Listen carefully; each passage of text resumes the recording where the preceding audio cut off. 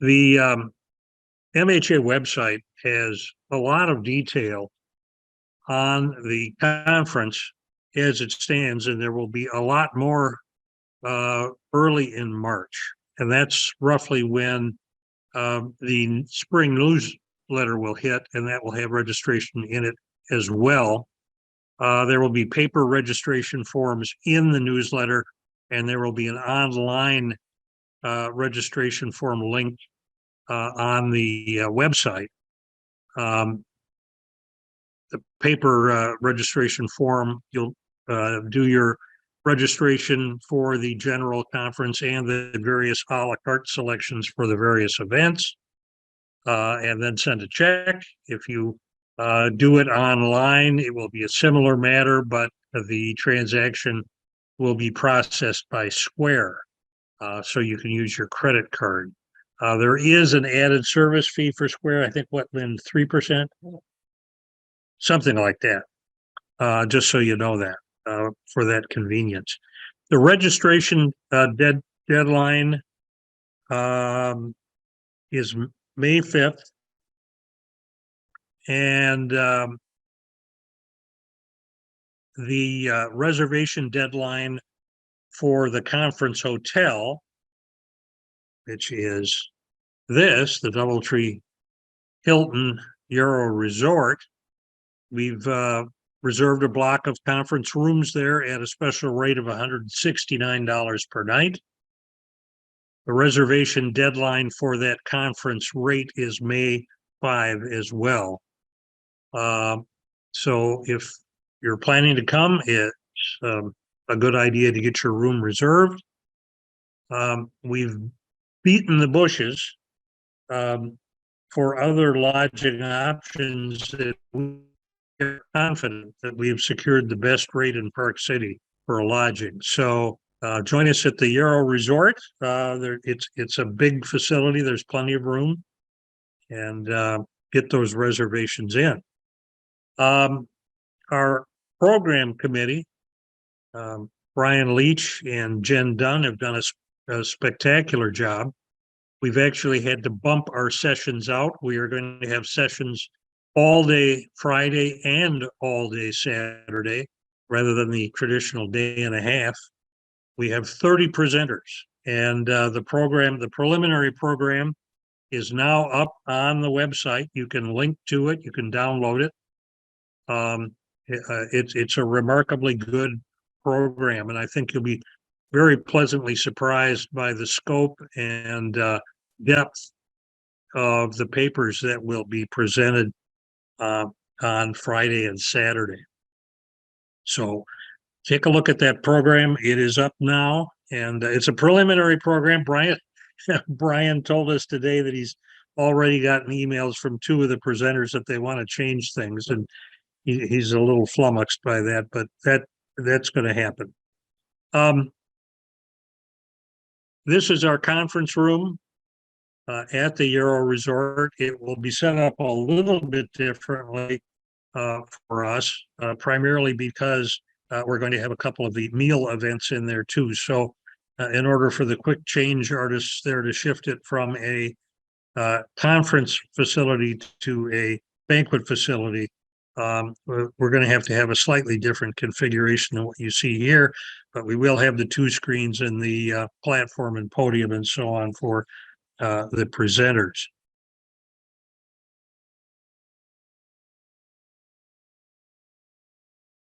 Well, now let's go to hang on. Our hosts in Park City are the Friends of Ski Mountain Mining History, and you'll learn a lot about them. They are one of the more active local mining history groups that I've ever encountered. And they're in an unusual environment. They're operating in a town that's basically a company town again. The Ski Corporation owns and operates most of the old historic mining properties as part of the ski resort. So it makes a very challenging environment for them to do mining history in, but they've been very, very successful. The Friends are affiliated with the Park City Museum, which you see on the lower right side of the screen, it's an old firehouse. Part of it is an old firehouse. And we want to encourage you to visit the museum. Uh, your registration fee includes admission to the museum. Your conference credentials will be your ticket to the museum. So we encourage you to visit. They have some excellent mining displays and other historical displays about the Park City environs. It's we're going to be busy this week, but carve out time to make that visit to the museum. One of our first events Wednesday night. Actually, I should point out that this conference is stretched just a little bit. We're actually starting Wednesday evening, and there will be a post-conference field trip on Monday. So we're a sixth event technically. This is the Historic Miners Hospital in Park City. The community has invited us to come to the Miners Hospital Wednesday night for a formal community welcome. Park City's Mayor Nan Worrell will extend the city welcome to us.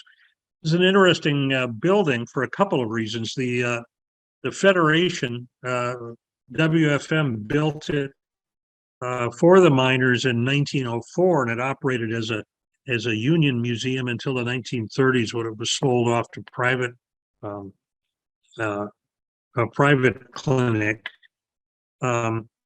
It fell into disrepair and narrowly missed demolition, and it was moved from its original site to this site in the 1970s to avoid being demolished. This is part of a city park, and it's been completely renovated, and it was originally the city's library. That's since relocated, but the community center will be available to us for this reception. So we encourage a good turnout at that event, because the community is rolling out the red carpet for us. And here's Park City, or downtown Park City, and it will look familiar to most of you that have encountered mining towns that have turned into ski towns. And there's a lot to see up and down the street. It's of course very upscale nowadays, but a lot of the historic structures survive and have been repurposed, and it's fun to walk up and down the street. And I should comment, Park City parking up here is at a premium, but Park City has an excellent free bus service, no charge. So people should avail themselves of that bus service if they're going to go from the Euro Resort to downtown. We're going to have on Thursday our Park City tour, and logistically it's kind of difficult because the various sites we intend to visit are scattered across the landscape. What we're going to do is have two smaller buses instead of one large bus. I think they're right around 35 or 38 passenger buses. And the buses are going to go to the different sites individually, and then they'll overlap eventually. One of the stops is the Daily West head frame, and you'll hear a paper about the saving of that head frame. The Daily West, I'm not going to go into a lot of detail on history here, because you're going to get a full platter of that in the conference, but just a little background. The Daily West sits over a 2,100-foot shaft. It was the steel head frame was built in 1914 after the wood head frame burned. But what happened short term is that the shaft collar collapsed, and a 40-foot crater under the head frame developed, and it toppled over. That was in 2015, and there was real concern that that was the end of the Daily West, which had been an iconic landmark in Park City for many years. But the Friends of Ski Mountain Mining History and others started a campaign to rescue the head frame, and they, in combination, raised about $500,000 to repair the steelwork and re-erect the head frame. It's not directly over the shaft anymore. They put in new footings for it a little bit downhill. and brought in two of the largest cranes available in Utah to re-erect that. So we'll stop at the Daily West and hear a little of that story. We'll stop at the Ontario number 3 in Ontario Canyon. The Ontario mine is a very storied mine in Park City history. It started operations in 1872 and ran basically continuously until it was closed, operations here in 1982. And then it briefly, interestingly enough, it briefly operated as a tour mine from about 1995 to 1999, but there have been no operations there since then. But we'll get a look at that, and hopefully we'll also get into the hoist house at the Ontario 3. The Spiro Tunnel, which is almost right downtown, it's in a little business development known as Silver Star. The Spiro was driven as a drainage tunnel between 1916 and 1924, and it was basically a round-the-clock project.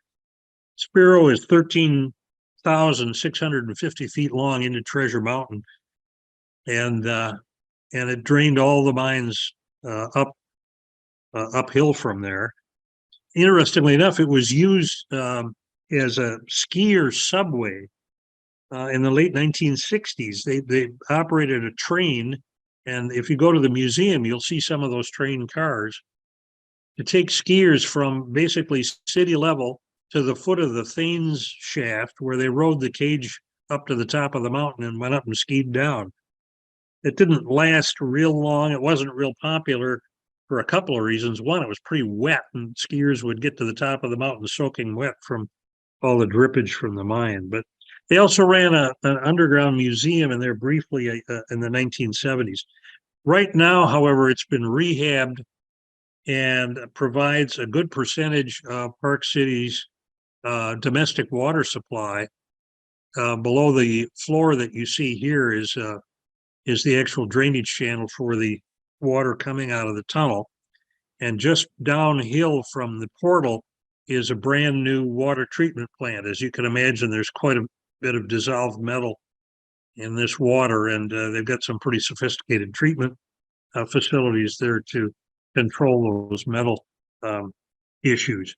But in any event, I'm told we're going to get into the tunnel.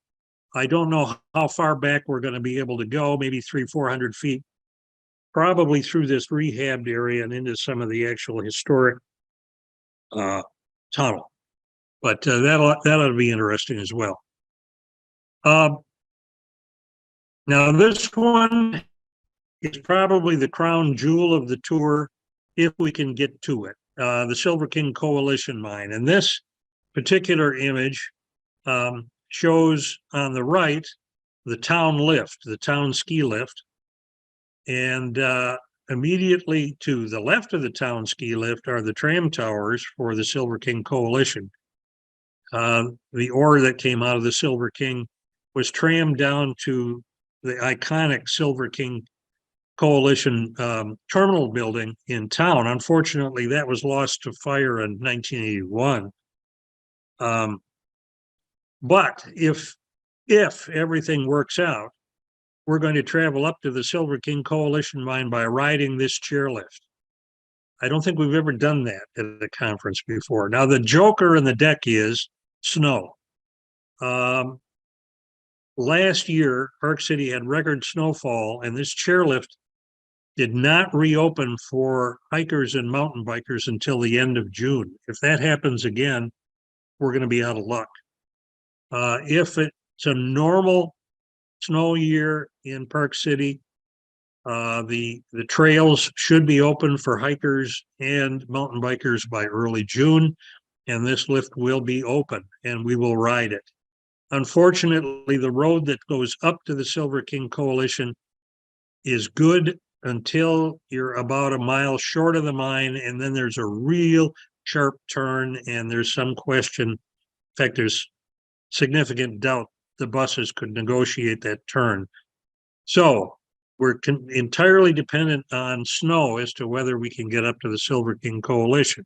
We're hopeful we can, because this is what's up there.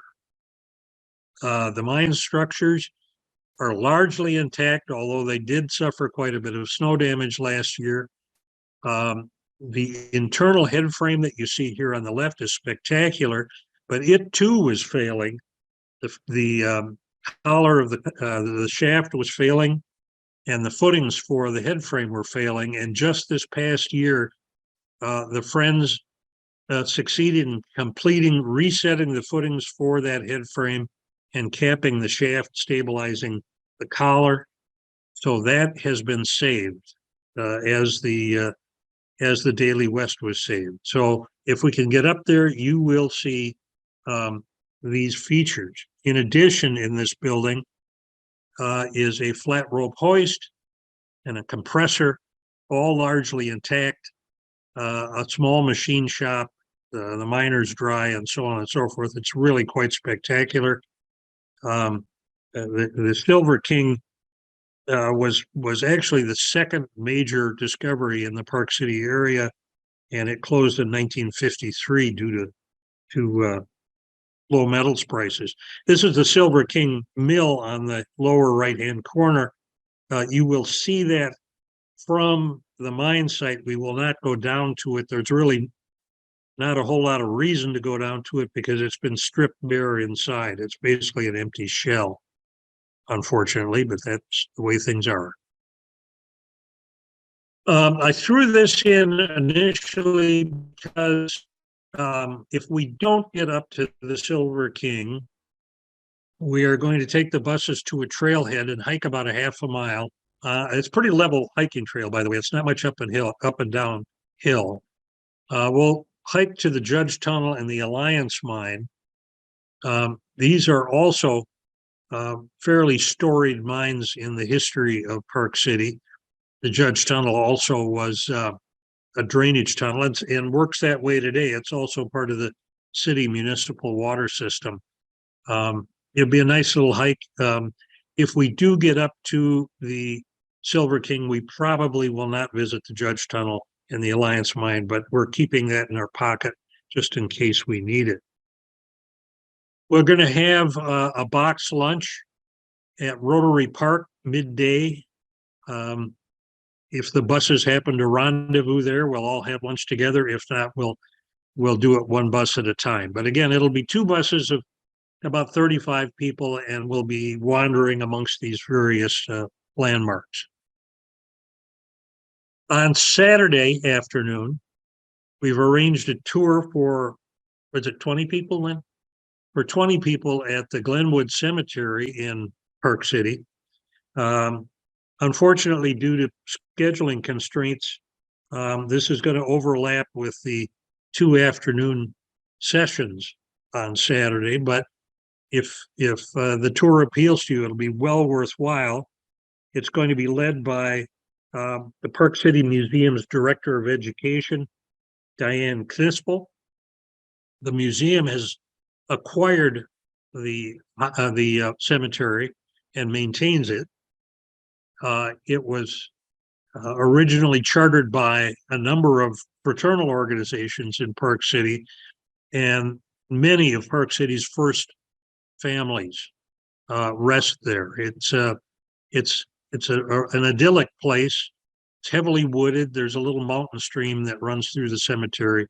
Be a fascinating tour. Run about hour and 15 minutes, hour and a half, and that would be a caravan car drive over to the cemetery grounds. Sunday, we're going to take a busload down to Eureka in the Tintic. And I suspect everybody that's participating in the Nuggets tonight has at least heard of Eureka in the Tintic. It's a remarkable mining camp, and the town is pretty authentic. It's not a boom town anymore by any means, but it has real character. We will start our visit at the Tintic Mining Museum, but we'll also stick our nose in the city hall that you see down in the lower right-hand corner. Tintic Mining Museum is the old rail depot, After we're done at the museum, we're going to take a quick run down to the Bullion-Beck head frame, which you see on the right. And that's been slightly relocated, again, because of shaft stability issues. Our guy, I should mention that our guide on this tour is Ian Wright. Ian is with the Utah Cultural Site Stewardship Program. He's a Eureka native, and he knows the story of this camp better than anyone I've ever encountered. He and his dad are scholars of the tinting, and Ian will talk to us a little bit about the remarkable story of the Eureka mine wars while we're down near the Bullion-Beck head frame. We're going to have lunch, a sit-down lunch, and then we're going to go to the Chief Consolidated mine. Again, the Chief Consolidated is one of the big four in Eureka. It's really a remarkable place. Unfortunately, the head frame collapsed there a number of years ago, but many of the other buildings are intact, although they've suffered some recent damage, unfortunately. The Chief Consolidated was developed by the Walter Fitch family, and they left a real personal imprint on the city. Ian will tell us a lot about that, but they had their own family residences there. They had their own family cemetery there, and so on. Quite remarkable. This mine was operated from the 1930s into the 1950s. We'll be able to go into the hoist and compressor house, which you see images of it here, and the machine shop. If you like heavy iron, you will see a lot of it at the Chief Consolidated.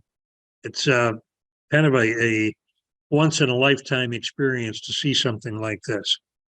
When we're done at the Chief Consolidated, we'll take a hike up the hill to the Eagle and Bluebell mine. The Eagle and Bluebell was a silver lead gold mine. It operated until 1955, and the head frame you see there is over a roughly 1,800 foot deep shaft, and has a flat rope hoist.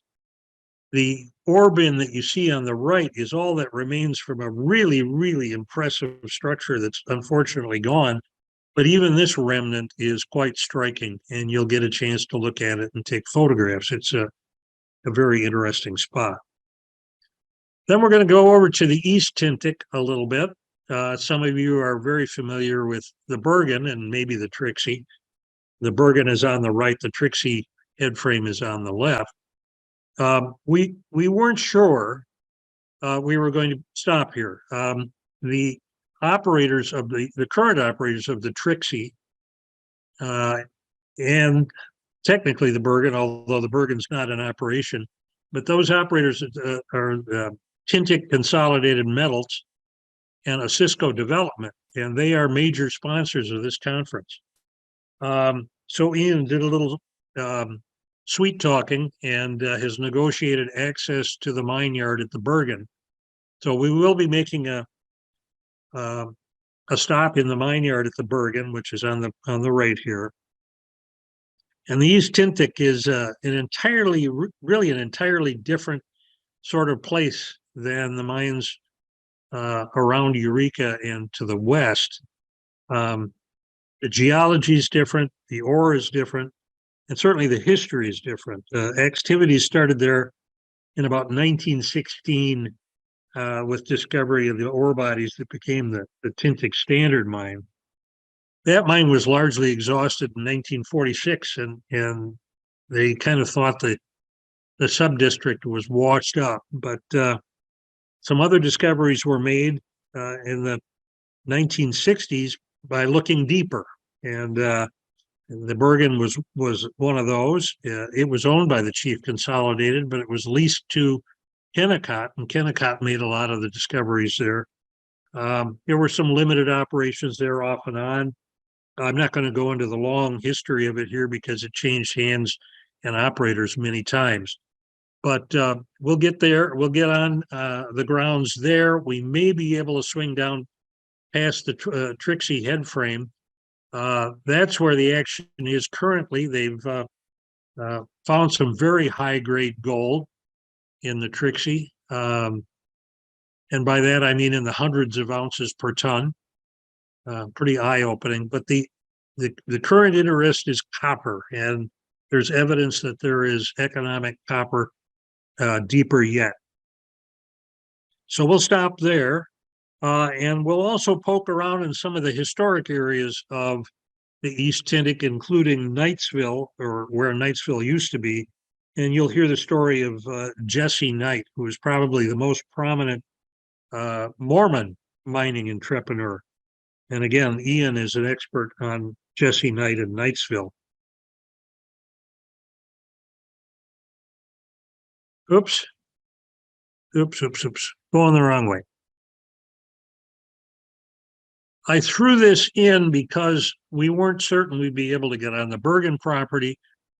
We thought as an alternative, if we couldn't get on that particular mine site, that we would go into the valley to the south of Eureka, the little community of Mammoth, what's left of it, and the Mammoth mine. Very historic properties, a very historic community. It's a little problematic because of time constraints. And also the road up to the Mammoth mine is probably something the bus would not be able to negotiate. So we'll kind of keep this one in our pocket. We'll see how time goes. The whole the whole Eureka Tintic trip is going to be pretty fast paced. And I want to make sure everybody understands that. We've got a fairly long bus drive down from Park City and back, which leaves us a fairly narrow window on site to see everything. So we're going to need to be disciplined about getting off and on the bus promptly, and about saving our questions for on the bus rather than standing around with a lot of questions and as the clock runs. The more we chat, the less we're going to see. So in any event, it's going to be a great trip, but it's going to be fast paced and it's going to be intense. Monday, post conference. We're going to do a car caravan for about 30 people down into Carbon County. And Carbon County is a very historic coal mining camp in Utah. Helper is where we'll make our initial stop. It's a colorful place. You're very much in canyon country as you come off the mountains and down into Carbon County. It's beautiful canyon country. And Helper is like turning the clock back into the late 1940s or 1950s. It's just a very, very quaint and picturesque place. We're going to go first stop to the Helper Museum. It's well curated for a small town. It has excellent exhibits on coal mining, also has excellent exhibits on railroading. If you're a railroad buff, you already know about Helper, and of course the name Helper came from that extra locomotive they put on the coal trains to get them up over the pass. There is a boneyard out behind the museum where you can look at the coal mining equipment, and they have lots of historic photos, lots of artifacts. We'll spend an hour or an hour and a half at the museum, and then we'll go to lunch at the Balance Rock Eatery and Pub. And this is built in an old mercantile store, and they serve very good food in generous portions. So nobody will be disappointed with that. We'll go from there. What we're going to have to do is downsize the caravan. I don't care how many cars drive to Helper, but from Helper to Hiawatha, we're going to have to downsize to no more than 10 cars. So we're going to have to cozy up and put our 30 folks into 10 cars, and then we'll drive to Hiawatha. Now, Hiawatha was very much in doubt until last year whether we'd be able to go. It's an old company town. It was run by United States Fuel Company. Its population peaked late 1940s, maybe 1950, at about 1,500, and then declined after that as production dropped. It was down to 43 people in 1990, and now it's essentially vacant. It's interesting on a whole series of historic fronts, not the least of which is it had a very vibrant Greek community. there. One thing you'll find about Carbon County is that it's very multicultural. The coal miners came from, I don't know what, Lynn, 20 different countries or something. They actually have them laid out on sidewalk blocks, the various countries that their population came from. There was a plan to restart production in Hiawatha in the 2000s, but it never came to fruition. And now the town is in private hands. It's in rough shape. It's decaying, but of course that's its charm. Or some people would say spookiness. It's got a very post-apocalyptic feel to it. A lot of broken glass, a lot of lumber with nails sticking out of it, and so on and so forth. So it's an interesting place, and it's surrounded by mines. Depending on road conditions, we will try to get to one, possibly two of the mines that supported Hiawatha. I say that because every spring they get floods, and the roads to the mines change year to year, depending on the flooding that they get. So we'll do our best. We have multiple options, and we are very likely to be able to get to at least one of the mines, maybe two. The tour will end there. Folks can drive back to Park City if that's their option. They could stay in the Price Helper environs and enjoy the surroundings there for an extra day. It's beautiful country. Or they can head home. So that's kind of the way we're planning that. Now, there's bound to be questions about the Bingham Pit. The Bingham Pit is not on our formal tour itinerary. We're urging people to visit the visitor center and overlook on their own, either on the way to the conference or on their way home from the conference. And that's the best way really to handle it, given the way it's configured. And we'll have more details on that coming out. But one thing I did want to point out is there's an excellent download or link on the MHA website right now for a excellent, beautifully done visitor guide put together by Jack Crawford specially for us. And I urge you, if you're at all interested in the Bingham Pit, to go and download that visitor guide. It's spectacular. You won't find anything like it at the visitor center there. I did want to take our hat off, our collective hat off, to our sponsors. I'm not going to name them all here. You'll see them listed. Park City will come as no surprise to any of you, is an expensive venue. We would not have been able to put this conference together without the help of a large number of sponsors, many of whom have been very generous. We have sponsors from both industry and institutional sponsors, and they've made this conference literally possible and affordable. And we will have attendees from many, if not most, of these sponsors. They'll be wearing distinctive name tags, and I urge you all to chat them up and thank them very much for their support. It's been critical to putting this conference together. I also want to thank our conference committee, Chris Merritt from the Utah SHPO, Sylvia Pettum, Rob McQueen, Brian Leach. All of you have done yeoman service and kept us encouraged when things look bleak, and given us a lot of support as we've gone through this planning process. But we're excited about it. We're excited about the program. We're excited about the trips. We're excited about the venue. And we hope you share that excitement, and that we'll see you in June in Park City. Thank you.